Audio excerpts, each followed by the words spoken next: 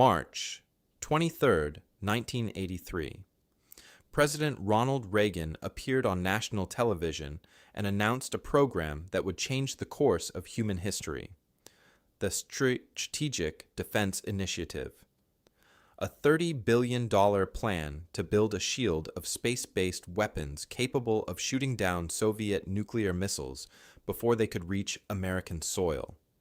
Within hours, the Kremlin went into full panic mode. Soviet General Secretary Yuri Andropov immediately convened an emergency meeting of the Politburo. But here's the thing, the Soviets weren't afraid Reagan was proposing something new. They were terrified because they assumed the United States had already been testing space weapons in secret for years. And they were right, just not in the way they thought. Because while Reagan's speech shocked the world, both superpowers had been developing military space programs since the 1950s. The Outer Space Treaty of 1967 banned nuclear weapons in orbit, sure. But it said absolutely nothing about conventional weapons, and that loophole was big enough to fly a space station through. 9 years before Reagan's speech, the Soviet Union had already put the first actual weapon into space. On June 25, 1974, a Proton rocket lifted off from Baikonur Cosmodrome carrying Salyut-3, a space station that looked identical to previous civilian stations. Except this one had a secret.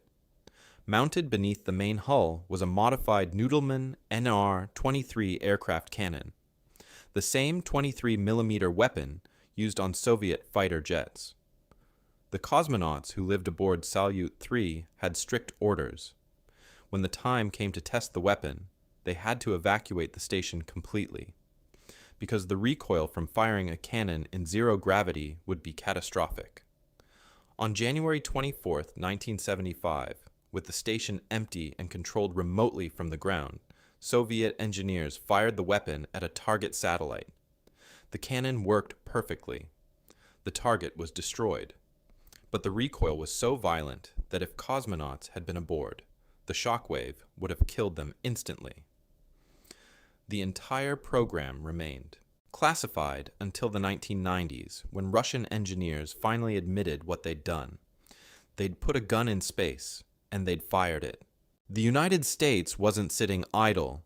American military planners had been developing anti-satellite weapons since the early 1960s, starting with a program so insane it almost destroyed the space environment permanently. Program 437 became operational in 1964, using Thor missiles launched from Johnston Atoll in the Pacific. Each missile carried a nuclear warhead designed to detonate near Soviet satellites, destroying them with radiation and electromagnetic pulse. The system remained on alert until 1975, capable of launching within hours of receiving orders. But before Program 437 went operational, the military needed to test whether nuclear weapons could actually destroy satellites. On July 9, 1962, they detonated a 1.4 megaton thermonuclear warhead 250 miles above the Pacific Ocean. The test was called Starfish Prime, and it was a disaster.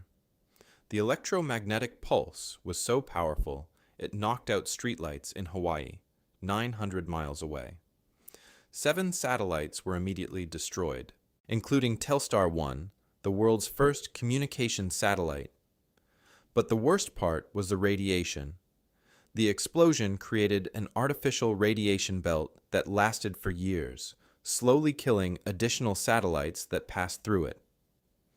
Between 1962 and 1975, the United States conducted 5 successful nuclear ASAT tests before finally admitting that using atomic weapons in space was a spectacularly bad idea.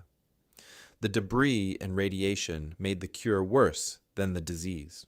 The Soviets took a different approach. Starting in 1963, they developed the Istrebitel-Sputnikov program, destroyer of satellites. Instead of nuclear explosions, Soviet engineers built killer satellites that could hunt their targets for months before striking. The concept was terrifying in its patience.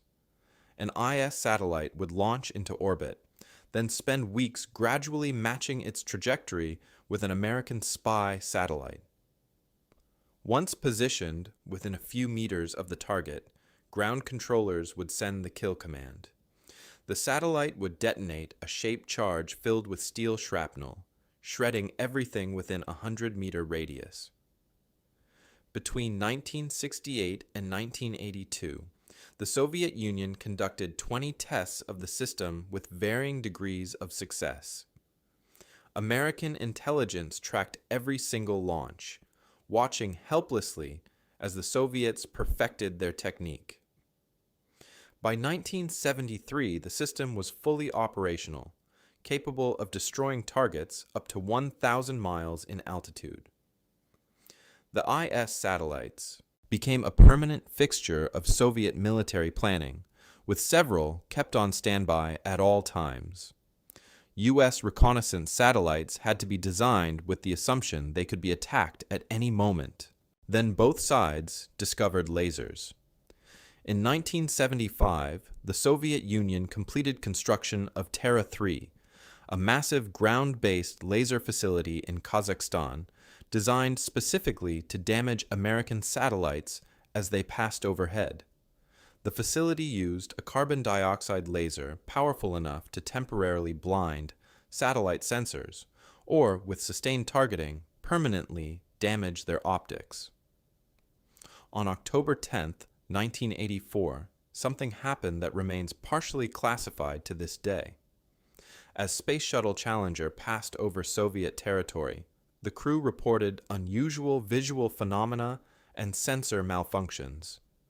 Post-flight analysis revealed that Terra 3 had illuminated the shuttle with its laser. The crew experienced eye discomfort. Multiple sensors were temporarily disabled. The message was clear. The Soviets could reach American spacecraft whenever they wanted. But Terra 3 was just the beginning.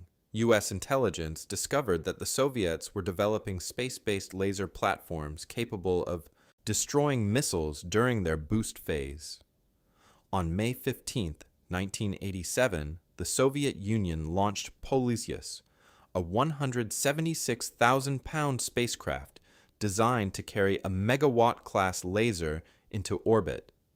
The laser was powerful enough to destroy ballistic missiles within seconds of launch. Due to a software error, Polyus failed to reach orbit and crashed into the Pacific Ocean.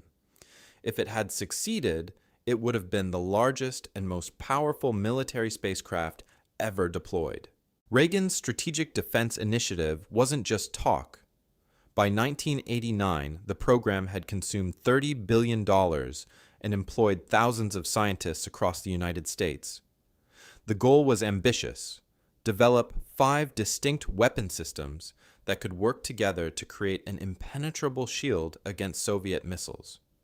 Chemical lasers that could burn through missile bodies, neutral particle beams that could fry electronics at the speed of light, kinetic kill vehicles that would slam into warheads at 15,000 miles per hour, space-based interceptors that could launch from orbit, and ground-based lasers powerful enough to reach targets hundreds of miles up. The scientists weren't just theorizing, they were building actual hardware and testing it. On June 10, 1984, the homing overlay experiment achieved something remarkable.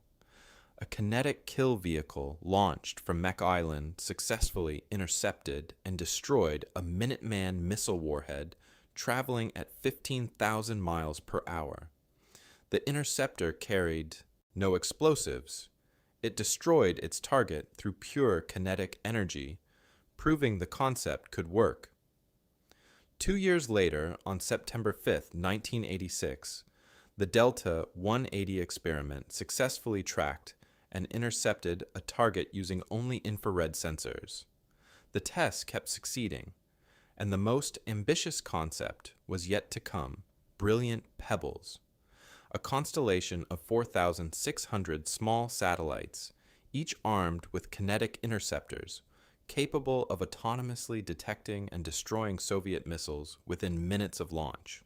The most exotic SDI program involved weapons straight out of science fiction. Neutral particle beam weapons would fire streams of hydrogen atoms accelerated to 95% of the speed of light. The Bear facility at Los Alamos National Laboratory spent the entire 1980s perfecting the technology, successfully demonstrating that particle beams could be generated and aimed with precision. The beam would be completely invisible, traveling at 280,000 kilometers per second, and capable of penetrating deep into missile bodies to destroy their electronics. But deploying the system in space presented impossible challenges. A space-based particle beam weapon would require a massive nuclear reactor to generate the necessary power. The entire system would weigh over 100 tons and require a spacecraft larger than anything ever launched. The beam itself would only be effective at relatively short ranges, a few hundred kilometers at most, and the targeting systems needed to track missiles traveling at hypersonic speeds, while the weapon platform itself was orbiting at 17,000 miles per hour, proved nearly impossible to engineer. Despite successful ground tests throughout the 1980s and early 1990s, the program was finally canceled in 1993 when engineers admitted that the power requirements and weight made space deployment unfeasible with existing technology. While exotic weapons consumed billions in research funding, the United States Air Force developed something far more practical. The ASM-135 ASAT missile system transformed F-15A fighter jets into satellite killers. The concept was elegantly simple. A two-stage missile weighing just 2,700 pounds could be carried under the center line of an F-15. The fighter would climb to 38,000 feet, accelerate to Mach 1.5, then release the missile in a steep climb. The missile's rocket motors would fire, accelerating it to over 15,000 miles per hour and carrying it more than 300 miles into space. On September 13, 1985, Major Wilbert Doug Pearson climbed into his F-15 at Edwards Air Force Base and made history. At precisely the calculated moment, he released the ASM-135 missile toward Solwind P-781, a scientific satellite that had been in orbit since 1979. The missile's miniature homing vehicle separated, acquired the target, and slammed into the satellite at 345 miles altitude. The impact was catastrophic. Solwind P-78-1 disintegrated into hundreds of pieces of debris that would remain in orbit for years. It was the only time during the Cold War that the United States successfully destroyed a satellite with a non-nuclear weapon. The international outcry was immediate and fierce. Congress banned further ASAT tests, and the entire program was canceled in 1988. But the message had been sent. America could reach Soviet satellites whenever necessary. The Soviet Union pursued an even more unusual approach to blinding American satellites. In the mid-1980s, 3 mysterious ships appeared in the Soviet Pacific Fleet. The Dixon-class vessels featured massive dome structures on their decks that intelligence analysts initially couldn't identify. Then U.S. spy satellites captured images of the dome's opening to reveal sophisticated tracking systems and what appeared to be large optical devices. The ships were mobile laser platforms. Each vessel carried megawatt-class laser systems designed to track American reconnaissance satellites as they passed overhead. The lasers couldn't destroy the satellites outright, but they didn't need to. By firing during the vulnerable moments when satellites were directly overhead, the ships could permanently blind optical sensors or temporarily disable infrared tracking systems. The ships would position themselves along known satellite ground tracks then fire at precisely calculated moments. U.S. intelligence documented at least 3 ships with confirmed laser capabilities by the mid-1980s. The program continued well into the 1990s before being abandoned. The ships were simply too expensive to operate, requiring massive amounts of power and highly trained crews. But for nearly a decade, American spy satellites had to be designed with the assumption that Soviet lasers could reach them during every pass over Soviet-controlled waters. One of the most controversial SDI programs combined nuclear weapons with laser technology in a concept so dangerous it bordered on insanity. Project Excalibur at Lawrence Livermore National Laboratory proposed using nuclear explosions to power X-ray lasers. The concept required a satellite to carry a nuclear warhead surrounded by dozens of laser rods. When Soviet missiles launched, the satellite would detonate its own nuclear weapon. In the microseconds before the explosion destroyed the laser rods, each rod would channel the X-ray energy from the nuclear blast into a focused beam, firing at multiple incoming missiles simultaneously. The satellite would be destroyed in the process, but theoretically could eliminate dozens of targets in a single shot.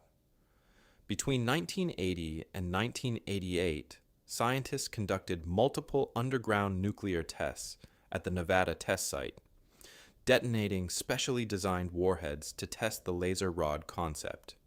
The results were mixed at best. Then, in 1988, physicist Roy Woodruff, who had worked on Excalibur, revealed that senior scientists had systematically misrepresented test data to keep funding flowing. Key measurements had been exaggerated. Failures had been downplayed. The laser beams weren't nearly as powerful or focused as claimed. The scandal rocked the SDI program. Excalibur had consumed over $1 billion in funding based on falsified results. The program was quietly canceled in 1992. The Soviets developed something even more insidious than lasers or kinetic weapons: space mines. The Naryad program created satellites capable of approaching American spacecraft, attaching themselves to the hull, and remaining dormant until ground controllers sent the detonation command. The devices were designed to be completely passive, indistinguishable from space debris or inactive satellites. They could be deployed months or even years before being activated, making detection nearly impossible. U.S. intelligence believes several test deployments occurred in the early 1980s, though confirming which satellites were actually weapons proved impossible. The concept was terrifying because it rendered every piece of space debris suspect. Any defunct satellite drifting near an American spacecraft could potentially be a mine waiting for activation. The Naryad program represented the ultimate paranoia weapon. Even if none were actually deployed, the mere possibility that they existed forced American mission planners to treat every close approach as a potential threat. Soviet engineers had created a weapon that was most effective when it remained completely secret. The most ambitious American space weapon concept emerged in 1987 when physicist Lowell Wood proposed brilliant pebbles. Instead of large, expensive satellites, Wood suggested deploying 4,600 small satellites weighing just 100 pounds each. Every satellite would carry its own sensors, computer, and kinetic interceptor. The constellation would operate autonomously, no ground control required. Each satellite would continuously scan for missile launches anywhere on Earth. When detected, the nearest satellites would calculate intercept trajectories and fire their interceptors within seconds.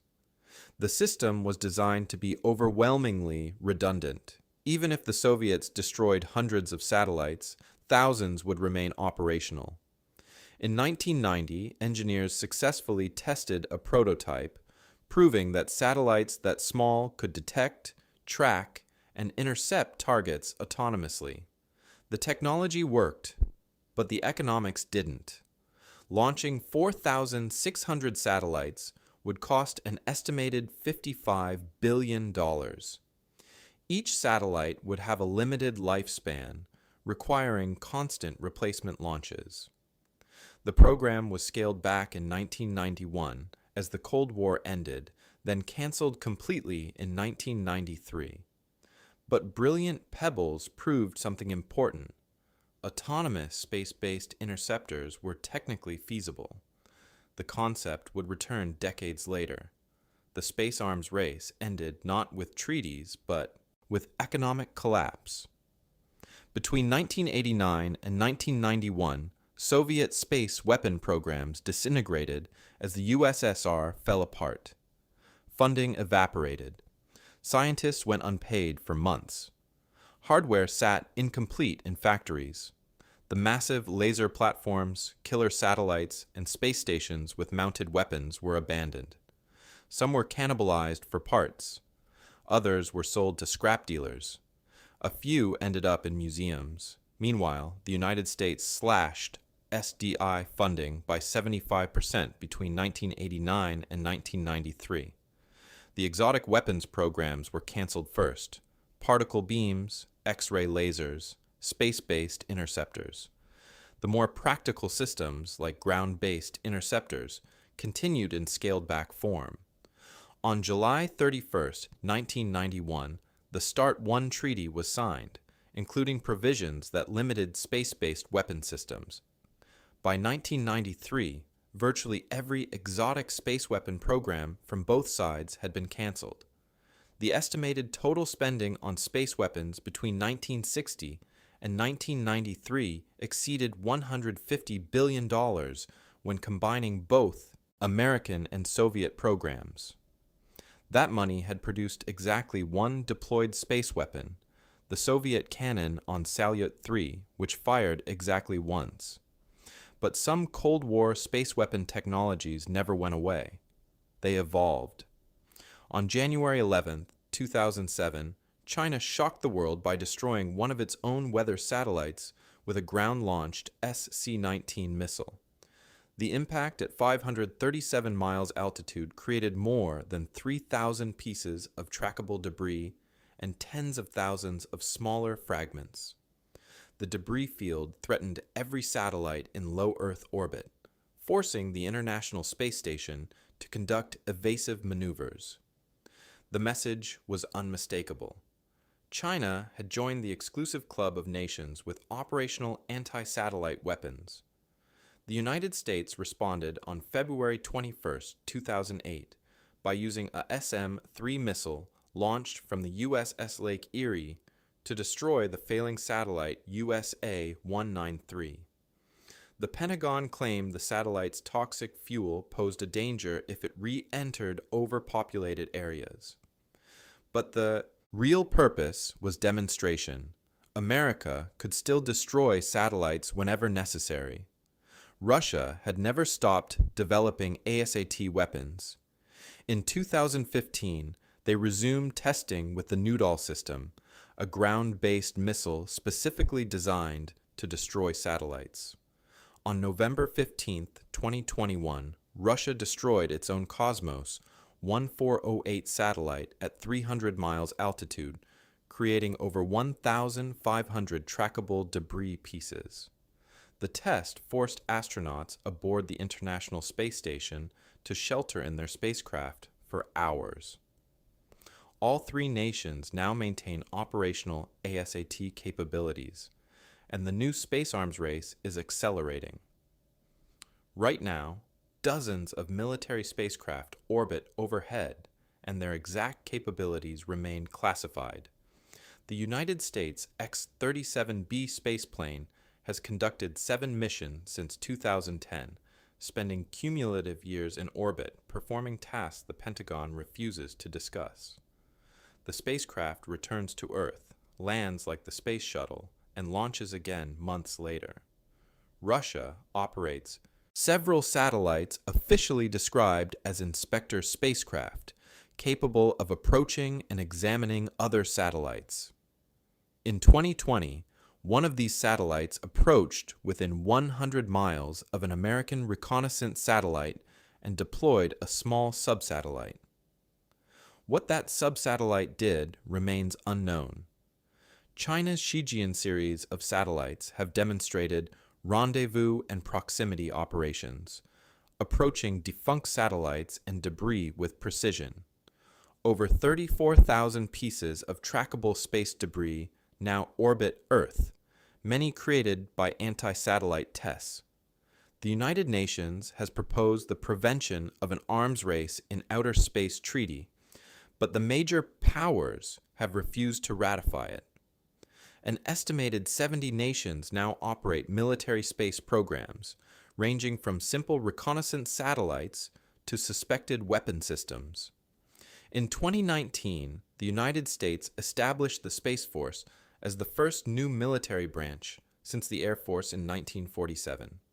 The Cold War space arms race officially ended in 1993, but everything that was developed then, the lasers, the kinetic weapons, the co-orbital interceptors, the particle beams, all of it is being revisited now with modern technology.